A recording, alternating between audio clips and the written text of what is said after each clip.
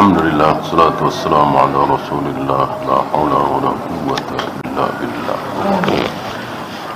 Ada pertanyaan? Bagaimana bisa terbentuk negara Arab Saudi yang sunnah jika ulama tidak berdekatan dengan penguasa? Tidak tercela. Dekatnya penguasa dengan ulama tidak tercela apabila tadi tidak mudahana.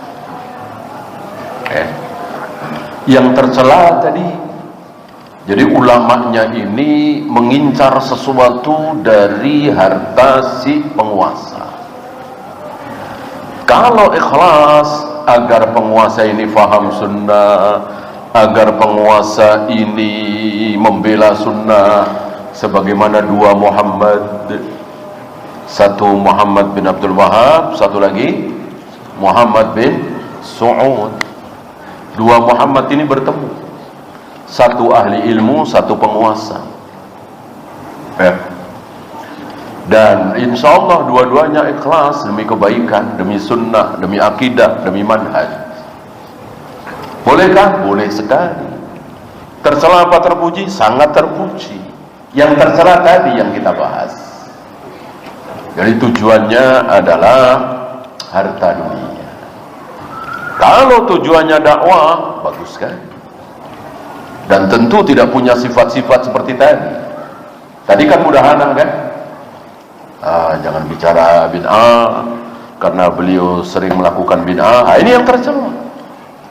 Kalau beliau berdua tadi memang semanhaj, satu faham, seakidah.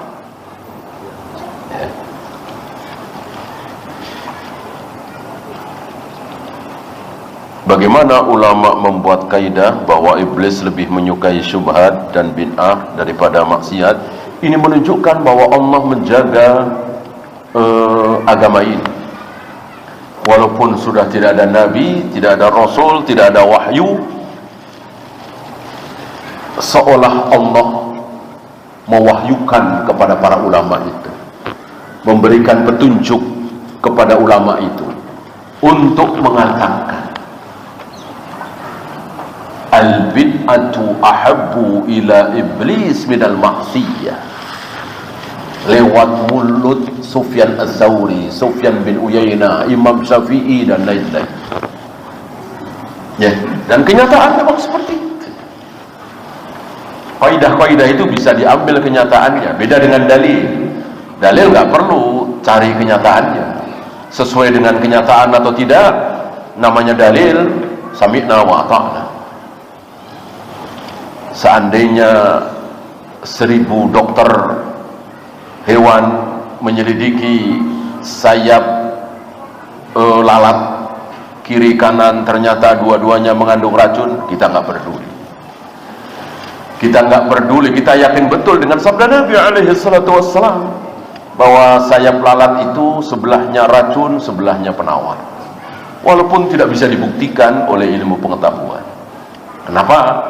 Karena sabda Nabi dalil. Beda dengan kaidah.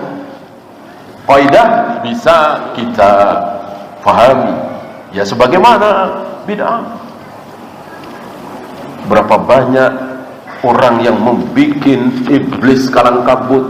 Kalau istilah kita, nangis kiamat iblis. Kenapa?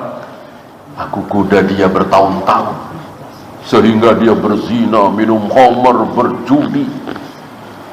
Sekarang tobat. Kan banyak seperti itu, banyak sekali. 40 tahun yang lalu dia germo, 50 tahun yang lalu dia pelacur, 40 tahun yang lalu dia pemabuk, sekarang rajin ke masjid, sholat berjamaah. Ada banyak. Kenapa? Karena mereka sadar mabuk yang mereka lakukan, khamr yang mereka minum, zina yang mereka lakukan, itu semuanya dosa. Mereka paham. Ini kita bicara kaum muslimin ya. Maka untuk taubat ya tinggal nunggu saatnya. Berbeda dengan bid'ah itu, kapan mau taubat? Orang nggak merasa salah, merasa sedang cari pahala, merasa sedang mendekatkan diri kepada Allah dengan melantunkan salawat nariyah, salawat badar, salawat al-fatih, salawat tafrijiyah. dengan maulid Nabi, merasa sedang membela Nabi, cinta kepada Nabi alaihi salatu wassalam, gimana mau taubat? Dikasih tahu marah, kecuali hidayah tentunya. Maka apa yang diucapkan oleh Sufyan Ats-Tsauri, kita lihat kenyataannya, memang iblis lebih suka dengan bid'ah-bid'ah itu daripada maksiat.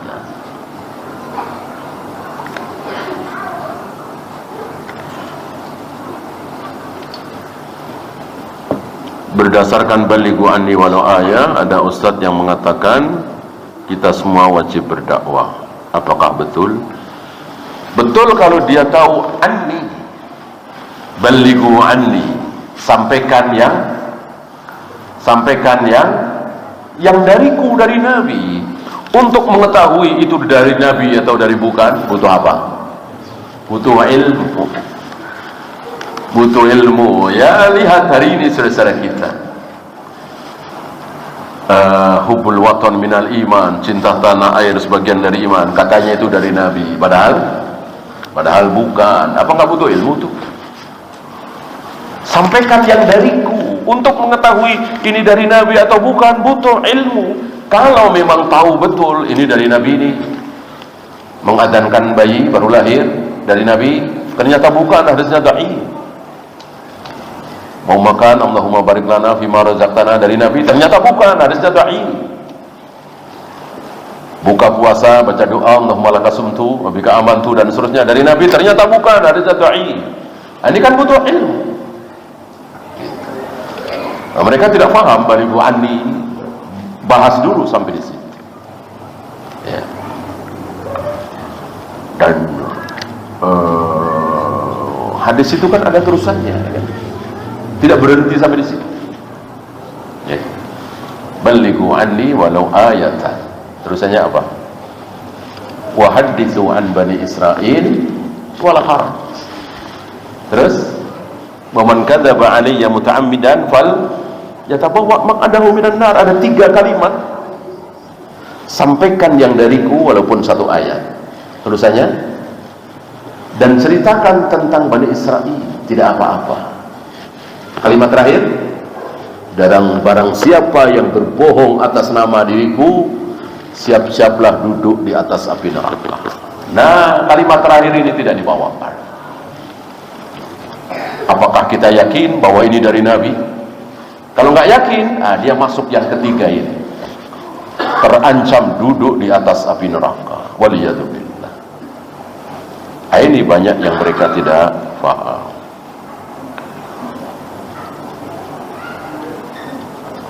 Apakah kita melebihi kata-kata dalam rangka menasihati orang awam?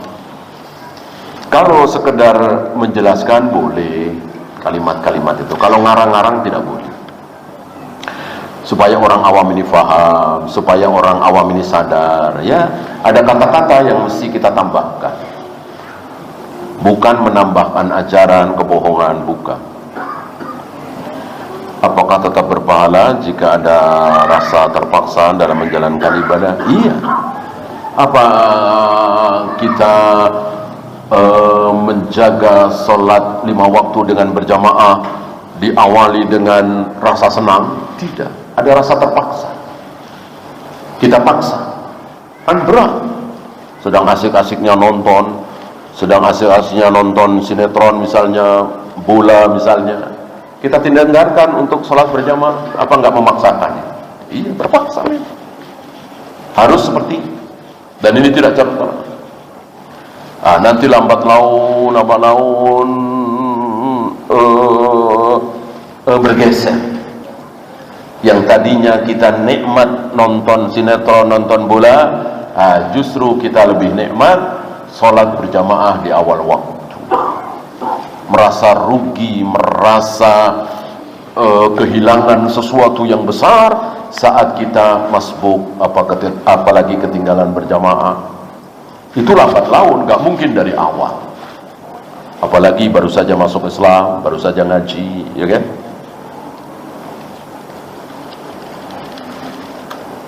Kantor memungut yang namanya uang sosial. Apabila ada karyawan yang sakit, maka diberi santunan dengan uang sosial tersebut. Apakah ini termasuk judi? Tidak asal sukarela ya, dan tentu diniatkan bahwa ini untuk membantu sesama, dan jangan merasa rugi ketika kita tidak sakit. Ya, rugi dong saya karena saya nggak sakit, yang dapat kan yang sakit ya. Nah, kalau asuransi kan merasa rugi ya kan. Nah, ini tidak, niatkan saja membantu. Alhamdulillah kita tidak sakit, kita dapat pahala. Tentu sukarela ya. Dan jangan dijanjikan, artinya selagi ada uang yang sakit dibayar pengobatan rumah sakitnya. Kalau nggak ada uang ya sudah. Kalau nggak dijanjikan seperti itu, pokoknya pasti dapat, itu judi. Kalau ini kan tidak, saya ikhlas saja, tidak berat. Ya, itu saja. Subhanakallahumma bihamdika asyhadu an la ilaha illa anta astaghfiruka wa atubu ilaik.